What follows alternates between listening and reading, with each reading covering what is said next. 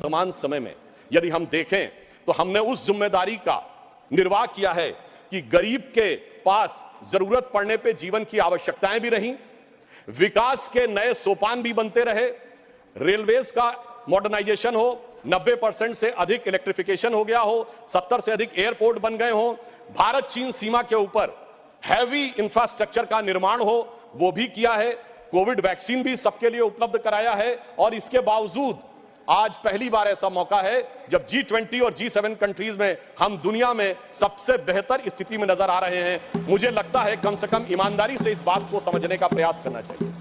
परंतु ये जानते हो क्यों हुआ है? कारण यह है कि प्रधानमंत्री श्री नरेंद्र मोदी जी इस बात को भली भांति उन्होंने समझा कि उनका धन को किस मार्ग से व्यय करना चाहिए। मैं कोट करता हूं, हमारे धर्मशास्त्रों में कहा गया है, धनात् धर्मः तथा सुखम। धन वही सुख का कारक होता है जो धर्म के मार्ग से व्यय होता है। यानी जो जिसका धर्म है उसको सही दिशा में, गरीब के लिए, विकास के लिए। मगर क्या बताएं मान्यवर, जो लोग धर्म के समूल नाश का संकल्प लेते हो उनके लिए जो संपत्ति है वो भी विपत्ति बन जाती है और वो सुख कारक बनने के रास्ते पर नहीं चल पाती है। परंतु मैं कहना चाहूंगा कि मोदी जी के नेतृत्व में उन्होंने जैसी युक्ति बनाई है उस कारण से जो आर्थिक विपत्ति थी वो अब संपत्ति की तरफ बढ़ती हुई नजर आ रही है। अब यहां पर मैं एक और बात भी कहना चाहूंगा मान्यवर, कई बार लोग ये कहते हैं कि साहब आप लोग आर्थिक विषय की बात करते हैं, मगर मैं ध्यान दिलाना चाहूंगा कई बार आर्थिक विषयों की बात करते करते लोग किसी दूसरे विषय पे चले जाते थे। मैं ये याद दिलाना चाहता हूं, एक दौर था मान्यवर जब भारत की अर्थव्यवस्था का मजाक उड़ाया जाता था। क्या कहा जाता था? ये 2% से ऊपर कभी ग्रो ही नहीं कर सकते। इसको कहा जाता this is the Hindu growth rate. ये कह के हमारा मजाक उड़ाया जाता था कि ये कभी 2% से ऊपर ग्रो नहीं कर सकते मान्यवर। मगर जब से हम लोग आए हैं, यानी जो लोग कहते हैं कि उन्हें हिंदू ग्रोथ रेट ज्यादा अच्छी लगती थी, अब ये 7.8% की हिंदुत्व की ग्रोथ रेट है, क्योंकि अब वो लोग आए हैं जो हिंदुत्व में विश्वास करते हैं। और मैं ये भी एक याद दिलाना चाहता हूं, इसे कोई संयोग माने या दैवयोग माने, मान्यवर जब भारत स्वतंत्र हुआ, इस बार की दीपावली के लिए मैं एक और बात भी कहना चाहूंगा, एक नया परिवर्तन भारत का जानते कैसे आया? ये सब कुछ जनता के सहयोग, समर्थन और मोदी जी की युक्ति के साथ तो हो ही रहा है। एक नया स्वरूप भी भारत का उभर रहा है। वो क्या है? जब मान्यवर देश आजाद हुआ तो उस समय भारत की अर्थव्यवस्था पे ताला लगा हुआ था। हमारे तुरंत विपक्षी लोग कहते साहब कुछ था नहीं, बहुत कुछ हम कर नहीं सकते थे। और जब ताला खुला उस समय श्री राम लला विराजमान भी ताले में ही थे। जैसे ही राम मंदिर का आंदोलन शुरू हुआ, अर्थव्यवस्था के अंदर भी नया परिवर्तन शुरू हुआ। 90 से 92 का ही दौर है अर्थव्यवस्था में भी बदलाव का, भारत की अर्थव्यवस्था के खुलने का, भारत की राजनीति की व्यवस्था के भी बदलने का। और यही वो दौर है जिस समय विवादित ढांचा भी गिरा और नेहरूवियन मॉडल भी समाप्त हुआ। यानी अगर आप देखें तो वो दौर था जब फॉरेन एक्सचेंज रिजर्व भी 1 बिलियन पे था। परंतु मैं ये याद दिलाना चाहता हूं, कुछ लोग लगेगा ये तुलना है क्या, तो मैं ये भी याद दिलाना चाहता हूं, उसके बाद एक बड़ा दौर आया जब 2003-4 में, आप याद करिए, हम करंट अकाउंट सरप्लस कंट्री बने।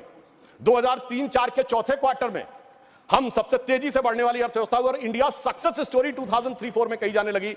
यही वो दौर था जब खुदाई हुई और 70 खंभे निकले थे, जहां से साबित हो गया था कि श्री राम लला विराजमान के पास ही वो मंदिर है।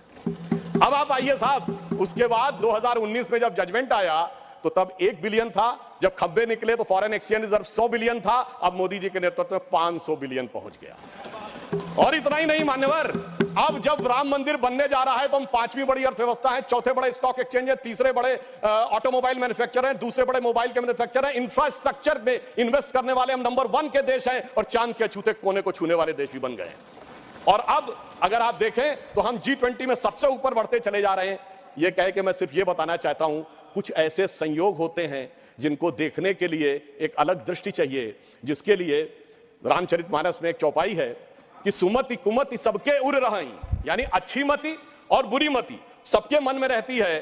नाथ पुराण निगम यह कहीं, ये पुराण और उपनिषद ये बताते हैं।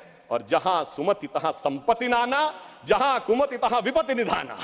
तो इसलिए जो जो हम धनात् धर्मात् तथा सुखम की दृष्टि के साथ संपत्ति बढ़ते गए, वहां इस देश में संपत्ति आती गई। On the lighter note and on the serious note मैं ये भी कहना चाहूंगा, हम सब चाहते हैं कि भारत वर्ल्ड की नंबर 1 की इकोनॉमी बने और मां लक्ष्मी की कृपा इस देश पे बनी रहे, पर मां लक्ष्मी भी कमल पर ही विराजती हैं। और मैं अंत में यह कहना चाहता हूं कि इस बात को भली भांति समझ लीजिए, आप जितने आरोप प्रत्यारोप मोदी जी के ऊपर लगाते हैं, आप देखिए पूरी दुनिया में एक सुनामी आई हुई है।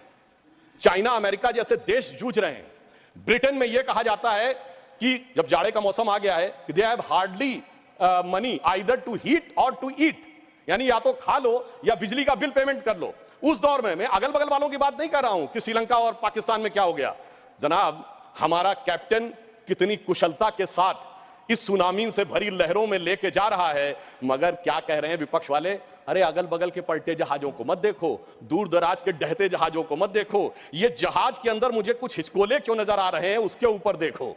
तो मैं उनके लिए कहना चाहूंगा अपनी सरकार की तरफ से, और देखिए यह भी एक संयोग है, जब मैंने राम मंदिर की बात कही, संयोग से इस समय हमारी वित्त मंत्री जी के नाम में भी सीता भी है, रमण भी है और निर्मल भी है, यानी नई दिशा में आगे बढ़ रहे हैं। तो हम मोदी जी की तरफ से आपको एक लाइन कहना चाहेंगे अर्थव्यवस्था पे, जो आप लोग कहते हैं कि हमें इल्जाम मत दीजिए, बहुत अफसोस होता है, हमें इल्जाम मत दीजिए, बहुत अफसोस होता है, बड़ी तरकीब से कश्ती यहां तक लेके आए हैं, बदल देते हैं हम दरिया की लहरें अपनी हिम्मत से, आंधियों में भी अक्सर चिराग हमने जलाए।